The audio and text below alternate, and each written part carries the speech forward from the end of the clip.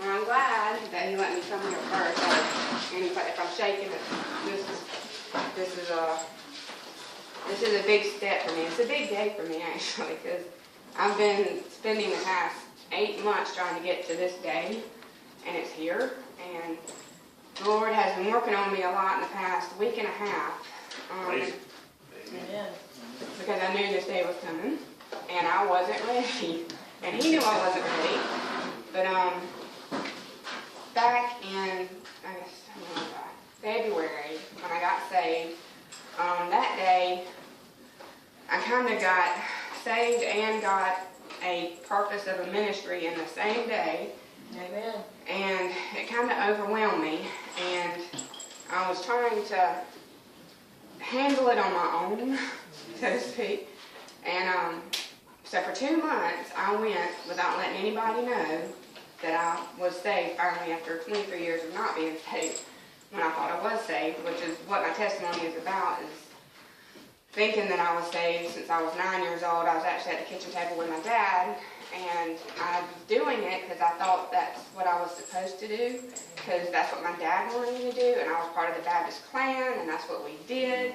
We said the words, and once we said the words and we got baptized, then we were where we needed to be. So after I got saved and baptized, I kind of just tuned everything out, because the preacher wasn't talking to me anymore. I was where I needed to be. I said the words. I got baptized. I was done. So I just went to church because I was like, well, I'm going to go to church because it makes Daddy happy, and that's what we do. We go to church. God likes, as long as you stay under God's radar, or on His radar. He's over there dealing with wars and people being sick, killing each other, whatever. But as long as you stayed where you didn't have His attention on you, that was good in my mind. So I went to church and I just rolled with the motions, and I never tried to get God's attention, because if you had God's attention, in my mind, that was bad. So I just did that. I stayed in the motions, and I did that all through my life, because my dad is the most Christian man I know. And so you can imagine that day when I found out that I wasn't saved for 23 years, how floored I was, literally floored, because I hit the floor, because I couldn't believe it. And I'm still in shock over that. It happened in February.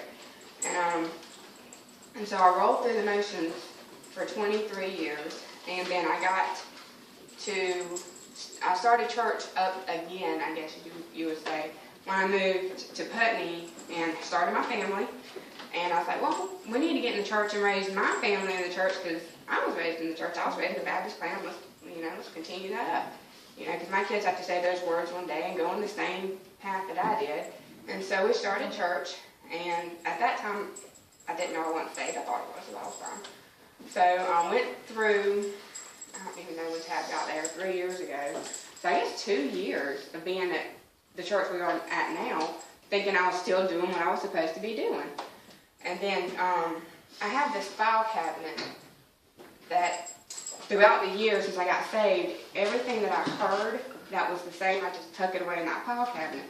And I just sit there. I sit there in the congregation, and the pastors would say the same things, keywords, tuck it in the file, go home, tuck it in the file.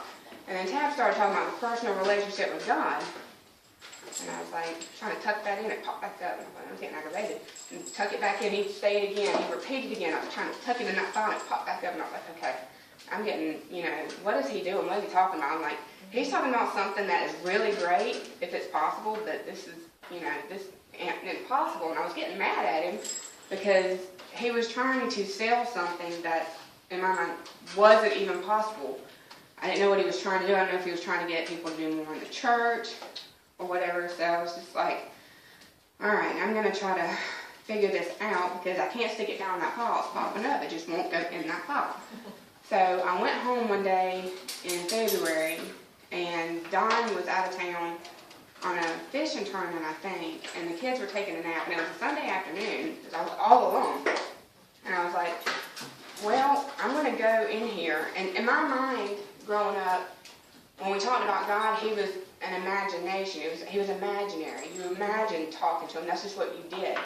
So I went in my room, and I was imagining talking to God like I did my entire life. In my imagination, knowing He wasn't going to show up. I'm cocky. I'm going there and like, I'm gonna prove Tab wrong.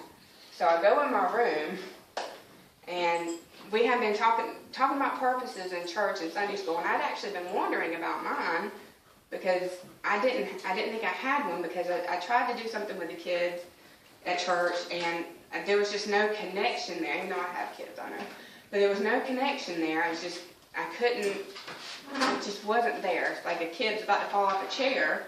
I would just stand there and the kid would fall, and then I would act, but trying to catch him after he fell. I just had no connection with him, and I was like, well, I like senior citizens. I've always loved senior citizens. So I tried doing that. I tried visiting the nursing homes, and that wasn't working. So that's what I was trying to figure out, what my purpose was in the church. So I was going through things, trying to find where I could fit in, and nothing was working. So I went there that day and I said, well, the most personal thing that I can think of is my purpose. Because apparently we all have one, but I think he skipped me. So I went in there and I was like, I said, well, I came in here I acted like I could see him. I was talking to him, imagination, to find out what my purpose is. And I said, I think you skipped me. And I actually told God who I was. I didn't think he knew. I felt I got his attention. I was like, I think I got his attention for a little. So I'm going to explain to him who I am and all about me, since he doesn't know. So I started explaining myself. Yes, I know. So I started explaining myself, and I was telling him, I said, well, I'm kind of silly. I can make people laugh, and people at church have been coming up to me a lot lately for some reason, telling me that they've been logging on to Facebook just to see what I'm going to say that day, and it makes me smile, kind of, my imagination's way out there. And I was like, well, see, I said, this is the person, I actually said this, I said, this is the person that you made. You made somebody silly, goofy, what in the world could you possibly do with somebody like me? And so I just sat there for a minute, and it's just like he was looking at me, and I was like, okay. And I was like, well, you made me the way that I am. And I was going back to childhood, thinking about how you hear all those stories of God made you the way you are and this and that. And I was like, well, you made me the way that I am, and I don't think you would really skip me giving me a purpose. And it's just like I had this vision. He was just looking at me, didn't he? Just looking at me. I was like, okay, so I have a purpose, and I know who I am, but what am I going to do with it for you in the church? And he was kind of just looking at me, and I was like, And then I kind of wandered off over here for a second. I was like, wait a minute. I was just talking to God. I was just communicating with God, and I think he told me that I have a purpose and I have a reason. And I said, if I'm doing that, if I'm having a conversation with God and we are talking here, then that means he's real, and that means that I'm having a personal relationship with him. And I actually had to rethink that. I sat there for a minute and I was like, no, this isn't happening. We're not talking. You're not answering. I'm not getting this. I really did, because I knew that if this was real, then the past 23 years of my life were not real. And that wasn't going to, and Tab was going to be right, and I didn't want that. So I was rethinking it, and I was like, wait a minute, I said, so you're telling me that you're real, and I'm talking to you, and I'm having a relationship with you, and it was just kind of like, that's when it just flooded me. It hit the floor. I hit the floor, and I said, you've got to be kidding me. I wanted to run. I wanted to literally run out of there and, breathe for a minute, because I found out what I went in there to prove wrong. So I am on the floor, and I'm wanting to move. I'm actually wanting to leave the room and go breathe for a minute and just think and try to figure out what just happened, and I couldn't move. I could not move to save my life. And it was just like he was just holding me there, just saying, Becky, just get it all out. I know it's a big shock. You've been going this long like this. I was just like, so I don't even know how long I stayed on that floor crying, and I really physically could not move. He just, no, you can't move.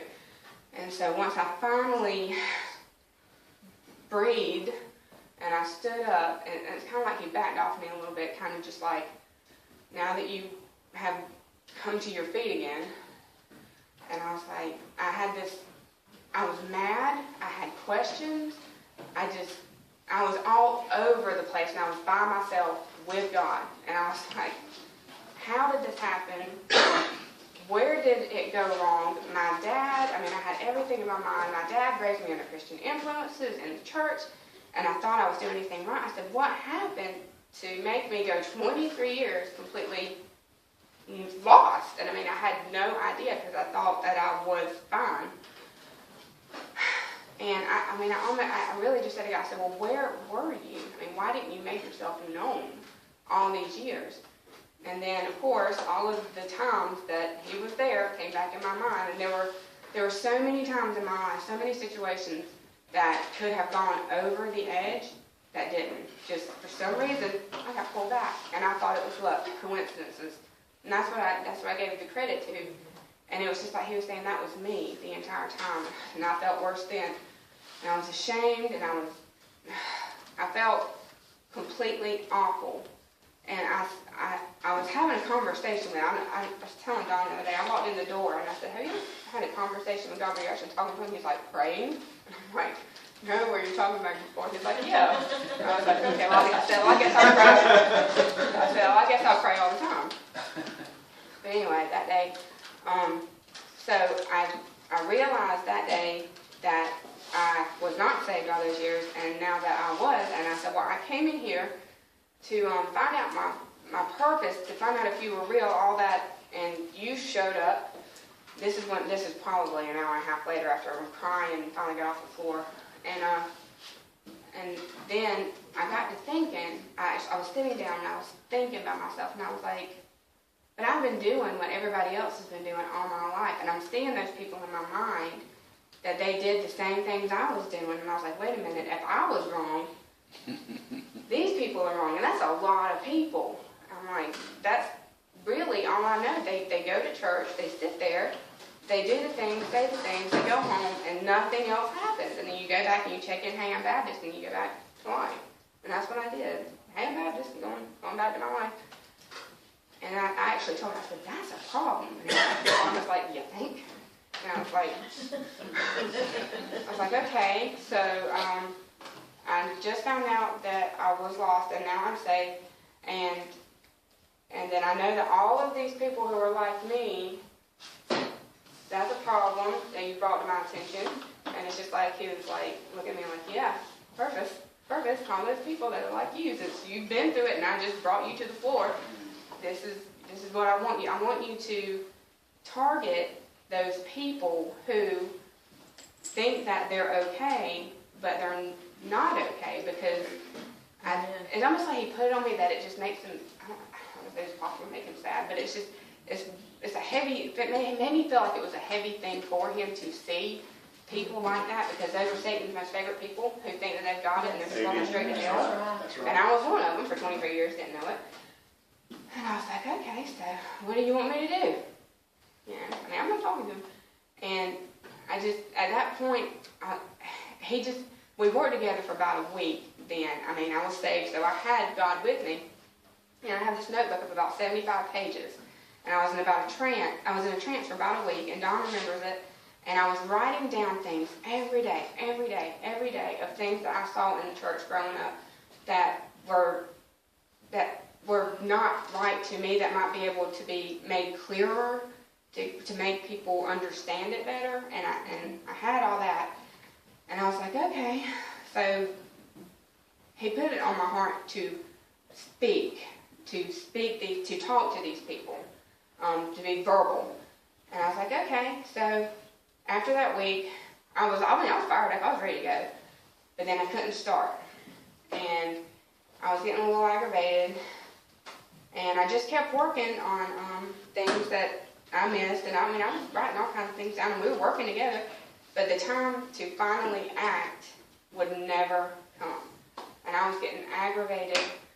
And I was laying in bed at night, and I was like, what is going on? Why can't I, you want me to do this. You want me to get a hold of these Beckys, as I call them, and you're not letting me do anything. I can't move. And the reason was because of my pride. I didn't want anybody to know that I wasn't saved. I didn't, because it's pride, my reputation of my dad, and I did not want my dad to know, because my dad was there when I was 9 years old. I didn't want Tab to know. I didn't want anybody to know. Don knew, but I didn't want anybody else to know because I was ashamed of it. So, that's when God sent Eddie to put me for revival. And that was hard for me because he got me fired up, and it was like God told me what I could do, and he sent Eddie to confirm it, that said, I'm going to let him beat you down. I call him beat you down, but I'm not going to let you move. I was like, Monday night, Tuesday night, I would go home and I'd be like, please don't make me cry the next night. Please don't make me cry the next night. And then on Wednesday night, we went, so last night you were there. And on Wednesday night, Don and I were at the table with Tab before revival, we were having supper. And we were smiling because I had all these ideas and I was just feeling good and everything. And Tab was looking at me weird. And he asked what was going on with me. And Don said, I don't know. I think Tab says, he always says convictions got me or something like that. And Don kind of went like that. And then I think Tab joked, said, what is she saved? And Don nodded his head. And Tab goes, hey! So I was like, okay, it's out now. He's like, well, what do you got to do? Baptism. I'm like, whoa. And that's too much. I was like, baptism, no, I'm saved. Let's just go to, the sanctuary. Let's hear Eddie, the whole baptism thing I thought was like, I did it one time, and I was like, I didn't want to do it again. But he said I needed to, so I was like, okay. So I ignored him, as I always do. So I went into the, well, not now, I don't ignore him now. But I went into the sanctuary, and of course, Eddie gets up there. And of course, he starts talking about things that hit me between the eyes. And knowing what Tab knows, what he just learned, and knowing what I know, what Tab does know, and you hit me between the eyes. Tab realized it. He looked at me, and I looked at him, and I rolled my eyes at him. And I knew that, and God was saying, Becki, if you're wanting to get started on this ministry, this purpose that I have for you, you have got to do this. You have got to go up front, and you have got to let everybody know that you were not saved all those years, that you are now, you are where you need to be now. And I knew that I had to do that, and I did.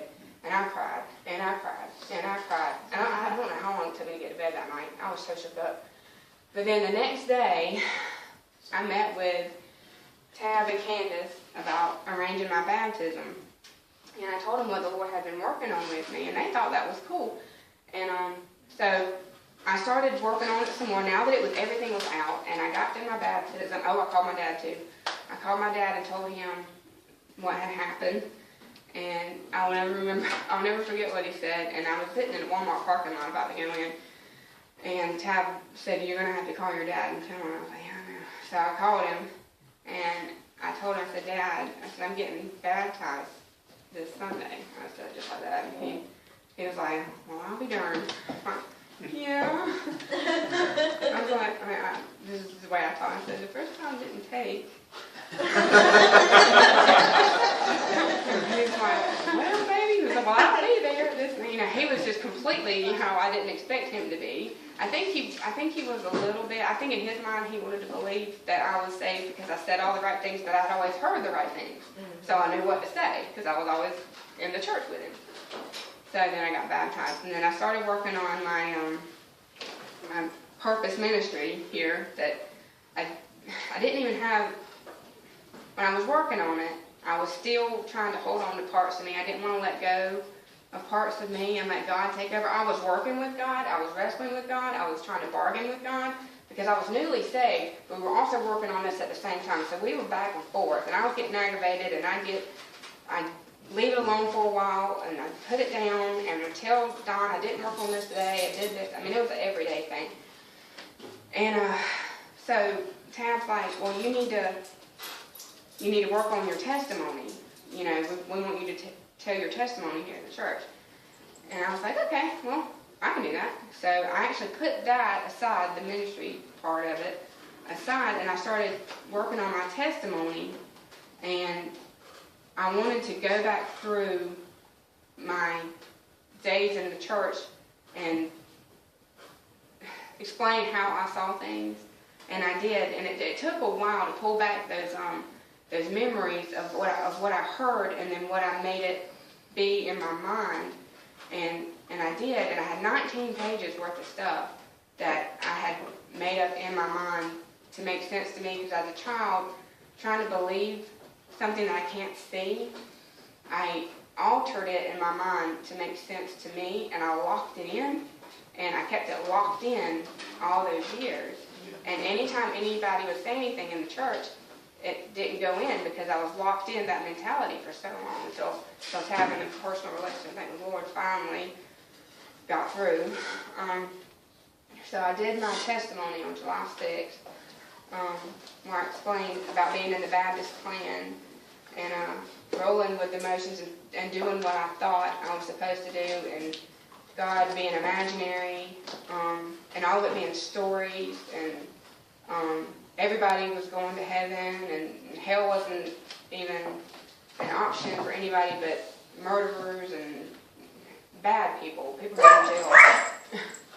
So I did that. I did my testimony, and after that, I started working back on my ministry here, and I was working on it to not be about me, because I didn't want any focus on me. I don't like any focus on me. And so I was trying to make a presentation for the Beckys that they would understand in my mind, because I really didn't want to put any me in it.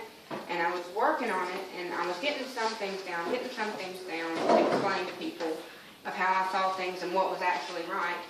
And it didn't work out.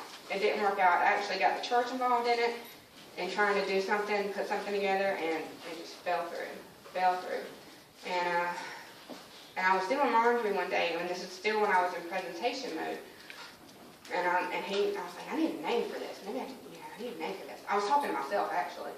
And I was folding clothes, and an altar to the altar came in my mind, and it just, out of nowhere, altar to the altar, and I was like, I wonder about that down. So I wrote it down, and I looked up what the word altar means, A-L-T-E-R, and it's to change, and we know what an altar is. And I was like, okay, we can go with that. So to change my way of thinking, altering my way of thinking from the wrong way to the right way, and I pictured my altar point as to when I went up there when you were there Wednesday night. I said that was my altar point. And so I worked on that, and it was falling through. The presentation, trying to teach anybody anything, was just falling through. And because I found I kept putting myself in it, myself, and I was laying in bed, and I even told Don, I was like, I can't get me out of it. I was just like getting frustrated. It's like God said, well, it's your story. I was like, okay, so you want me to tell my story? And I was like, okay, well, I will use my story. I will tell my story, which was still hard for me to do. So I agreed. This is the 8-month process. This is February to today. And I agreed to make it about me. And so Tab thought that I should start a Bible study class at the church based on my testimony, my altar to the altar. And I was like, okay. So I was like, well, it'd be kind of cool to take the, 2 letters of, altar, A, L, T, the E and the A, and then the 2 R's. And we were going to do 5 weeks, and I had a word for each letter on each side, the before and the after. And I was trying to put it together based on me, and fell through. Everything I wrote down, out the door. He just he crumpled it up.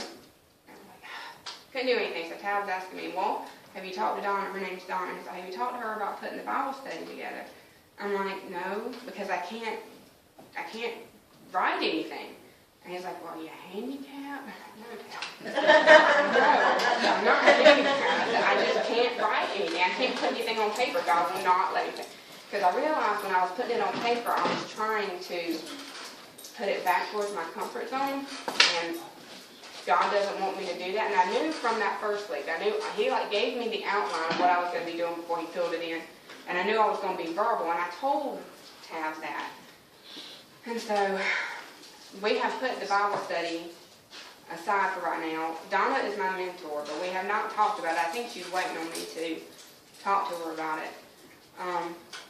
But I have not been able to do anything with it. And so that happened, so I was at a dead stop again.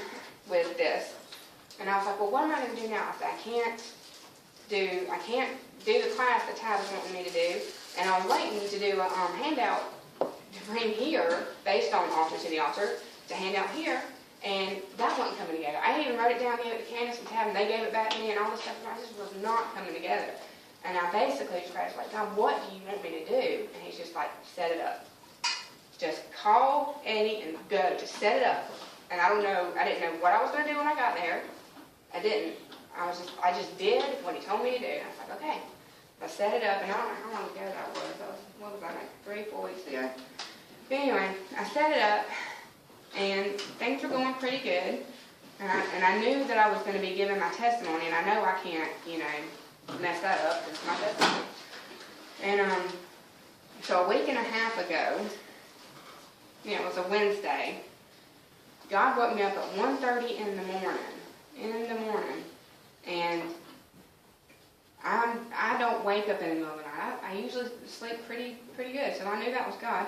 So 1:30, I'm up, I'm on the couch, and he's just like having a heart-to-heart with me. He's like, you have a week and a half before you go and start Altar. This is actually God's project, Altar to the Altar. He named it his project, and I was going to use my testimony and let him work through me to get whatever he wants out there. And I knew that from the beginning too. I actually knew that. I think I even said that to Eddie throughout the time I was just going to let him come through. But I really wasn't doing it. I was still trying to hold on to some part of me. I tried to tuck it away, some kind of like a hidey hole comfort zone, because when it comes to this altar, to this ministry, God, he speaks to me, and he says things, and I get overwhelmed, and he knows that, he gets that. And there were times where it's almost like I wanted to switch it off and just, be Becki for a while. And I did. And he woke me up at 1:30 in the morning. He said, you can't do that. He said, you can't switch this off because you are living your altar. And if you switch it off, you're not living it. And I can't work through you. Because I pictured as I had, at that Wednesday night that he came, I had 5% of me. I was holding on to it, like right under here. I was like, God, you won't see it. Just please, and this is the way we talk. And then, so I went another week, and I hadn't completely let go. I went down to 2%. I was like, just 2% of me, just a little bit. You won't even know it's there. You could still work through me, just let me have that there. I can just tuck away if it gets to be too much. And he's like, no. He's like, I can't work through you if you're holding on to you. Because, of course, as you know, God can't be in your sin. And I had a little pocket of sin over here I wanted to hold on to. And he's like, I can't come in there with that sin there. You're going to have to do something. It's like, if you want to go Sunday and do this with me, you're going to have to get rid of that. And I was like, okay. So that was on that. I realized that the Tuesday night that Jeff Hines was here this past Tuesday. So this just happened. This past Tuesday. And so, Wednesday, I'm making the bed at the house, and I'm walking around the bed. I'm making the bed, and I just feel God just kind of like right here. I'm like, God, I'm going to do it. I'm letting go. We're going to do this. I'm letting go. And she's like, you said, yeah, I've heard that before. I was like, okay, what I need to do. And I knew I was going to be going to church Wednesday night, and I knew that Jeff Hines was going to be there, revival, and we were going to go. And it's like he said loud and clear, he's like, I want you to leave it at the altar. And, I was standing on my side of the bed, and I was going to wrestle with him. I was like, okay, I'll do it. And I was walking around mumbling to myself, I'm going to cry, I don't like crying. I said, you know how I feel about that. I don't like crying. And so I walked around to Don's side of the bed, and my parents had been there watching the kids for a couple of days. And we had been out of town for his work. And I walked over to Don's side of the bed, and I was making the bed, and I lifted up his pillow, and my dad's handkerchief was folded, like, nice and neat, like, almost presented under Don's pillow. And I was like, I saw it, and I was like, yeah, you knew I was going to cry, but that's your way of telling me you're going up there anyway. Here's your handkerchief. So, I was like, okay. So, he gave me Daddy's handkerchief, and it's just like he was saying, I know how much your dad means to you, and you're letting go of this little comfort zone that is hindering us from starting this, but here is this, and it's, you know, my dad's handkerchief, he always carries one, and that made me cry. I broke down. I was like, okay, it's like, I'll do it. So I went to church that night, Wednesday night, and I heard Jeff Hines, and then when the invitation got going, you know, I went up there with Dawn, and I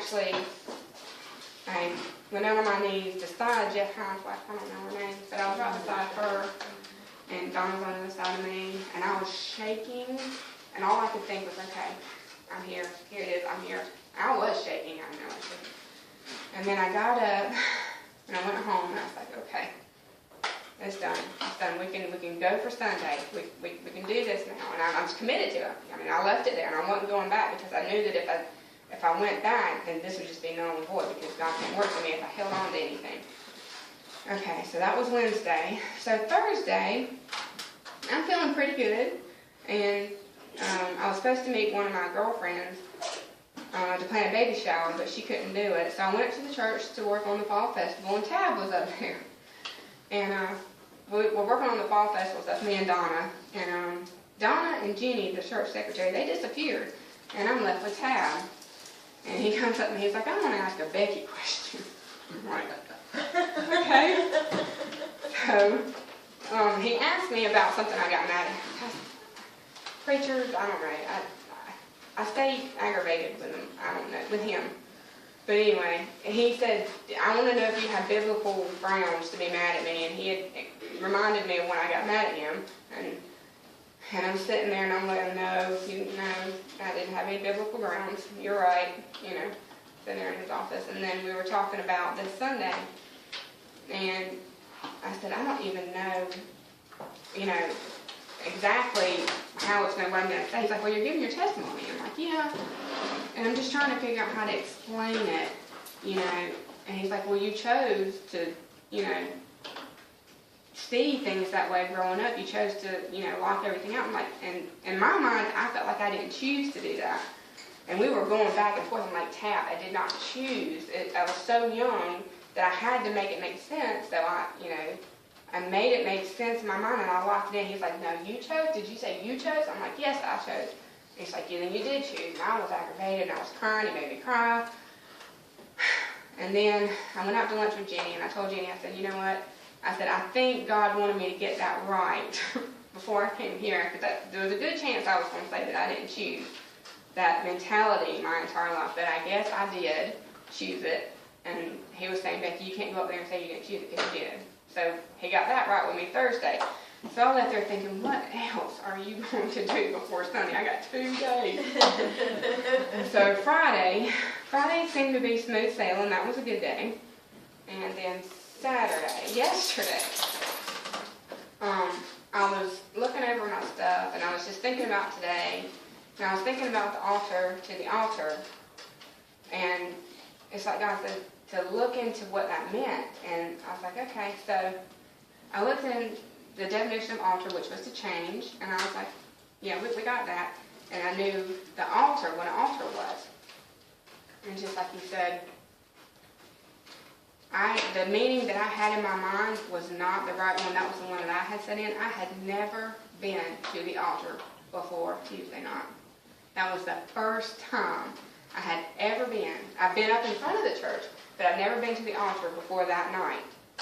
And I realized then that he had named this before I even realized what it meant. Because it was my altar through that whole 8 months of getting me out and him in to that altar to leave it all. And I was like, it gave me chills. I was like, wow, you know, you named this before I even knew what it meant. And I was trying to make sense of it, of course, because I didn't know what it meant. So I just put as my altar, ALTAR, was when Dr. Eddie came, and I went up there. And he's like, no, your altar was Tuesday night when you went up there and you left everything there. And I was like, okay, well, that's cool. So I'm leaving out so many blessings that he's actually done in the past 2 weeks. There was another big one that he, I won't go into much detail, but he took care of a health issue that I had been praying about, and then I forgot that I prayed about, and he actually answered the prayer when I was being obedient and looking for the Bible he wanted me to have. So he fixed a health problem for me that I knew I had it, but I forgot that I had prayed about it. And it was just like, we were on our way to look for new Bibles for him and me and the kids. And I was like, God, now, I want you to show me which Bible we want to have. And I was like, you let me know. I want the one you want me to have. And when I got my Bible and, gave it to Don, something happened to me health-wise. And it didn't make sense. It actually kind of scared me. And then the next couple of days went on and things started getting better and better with me. And I'm like, wait a minute, I think he just fixed this problem that I completely forgot that I prayed about. And Don's like, yeah, I think he did. And I was like, wow, that's cool. So I kept staying tapped in. The way God and I work is that I have my personal life, I have my family, and I have my walk there. And then I have altar here, which is what he's wanting to do through me. And the way that we talk is I have like this file cabinet for altar, for stuff. And I'm always, now that I'm completely submitted, and I will go about and I will see things, and he'll bring things to my attention, like, you need to pay attention to this, Becki. Like, there was that man at our fall festival the other night talking to me, and he was fired up, and he was like, well, do you have any scriptures to go with your ministry? And I was like, I'm just going to give my testimony. And that kind of stayed on me. And then I was sitting with Don yesterday, and I was like, well, I got these cards made up, and I didn't want to get them made up because I had my name on it. I didn't want my name on it. But I went with what God wanted me to do, and I got my name. I got some cards made up to the altar. And there was no scripture on it. And because Don asked me, he said, you got a scripture on it? I'm like, no, I didn't. I was like, no. I messed up. I still you let me know I need to have scripture on it. And at that time, it hit me that I needed to find the scripture that went with this, and I needed to write it by my hand on the back. I didn't need to have it printed, but I needed to write it on the back of the card, and I did. And the verse that we came up with, that me and Don were looking at we were looking at verses, what we got best of this, and we came up with Romans 12, 1 and 2, and he read it, and I was like, okay, that's it. And it says, therefore I urge you, brothers and sisters, in view of God's mercy, to offer your bodies as a living sacrifice, holy and pleasing to God. This is your true and proper worship. Do not conform to the pattern of this world, but be transformed by the renewing of your mind. Then you will be able to test and approve that God's will is his good, pleasing, and perfect will. And I was like, whoa. I was like, that is it. And then I went down and I read the little note. So it's the NIV Study Bible. And I was reading this actually on the way here to Dawn. It says something down here in the note. It says the believer is to experience a transformation, and it has in parentheses, to change, which is what altar, the definition of altar is. And Dawn said, well, if that's not clear as day, I don't know what is. So that is the scripture that goes with my altar to the altar. And I read it, my card, I was actually looking at it yesterday, and it says, add a Becki, A-T-T-A, altar to the altar, Becki. That's my Twitter, and I put a Twitter account for it, and I have some followers, and I've had some people message me and stuff, and I was thinking, I was like, add a Becki. I'm like, that a girl, there you go. Like, if you do it, add a Becki. I said, I'm going to add a Becki. I got this through altar to the altar, and I was just calling myself add a Becki. Like, it was like this new way of understanding and getting God and the Holy Spirit and understanding everything. And I'm feeling he's wanting me to speak, to use my experiences that I go through and my conversations with him that we have.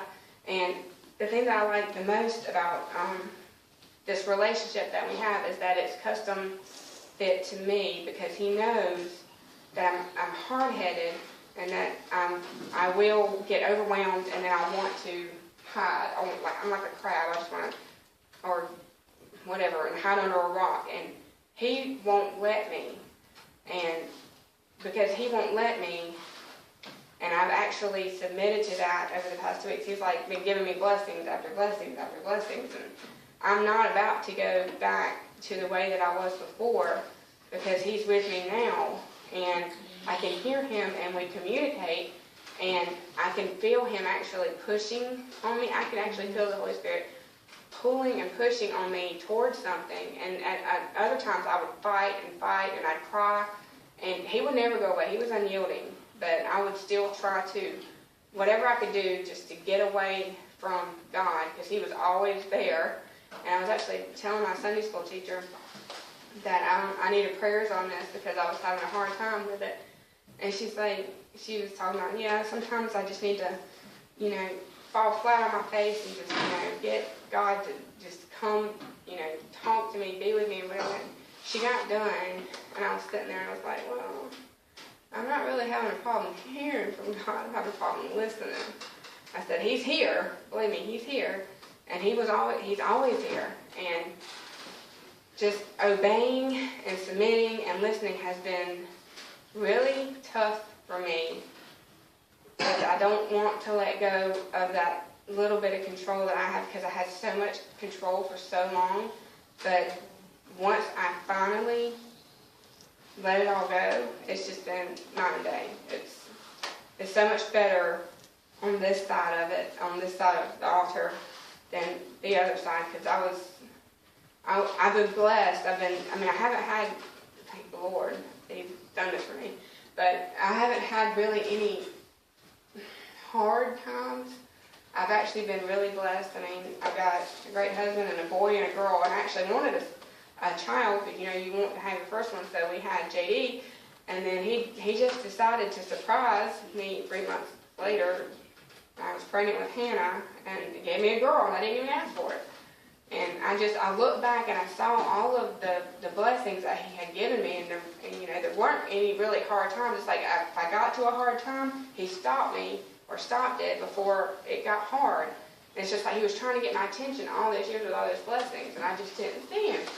And now I do see him, and I want to stay, as y'all call it, tapped in all the time now, because that other side is just, it's miserable for me, because it's lonely, and I was a stay-at-home mom. I'm now just, I'm putting all of my time and energy in this, but I'm a housewife, and I'd have people ask me, Becki, what do you do all day? And I'm like, that's a good question. I go to the gym, and then I was asking God the same thing. I was like, God, my kids are in school, and it works best for me to be available for my family, but I was like, what am I have all this time. Let's do something with it, and this is what he's put on my heart to do, and I don't know where I'm going next. I don't know what's going to happen next, but I'm excited to find out what he's going to do, and I'm going to go, like he told me to come here, and I'm going to speak, and I don't have a script. I didn't make notes to come and talk, because it's just like, you just need to go and let me have the floor. This is not about you. This is my project. Just go. And I was like, okay, and that's what I did, and I guess that's it. Just hang on a second.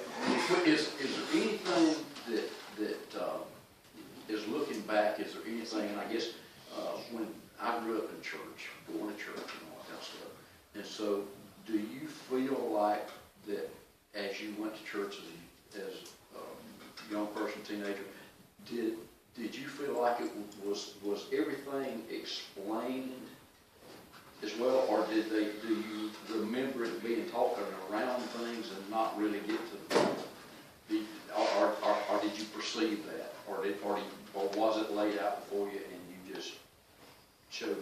I think it was laid out before me, but I just chose to not. It wasn't real. It just wasn't what they were talking about. Just wasn't real. God just, like I said, it's just imagination. It was just a nice way to live, and that's just what we did.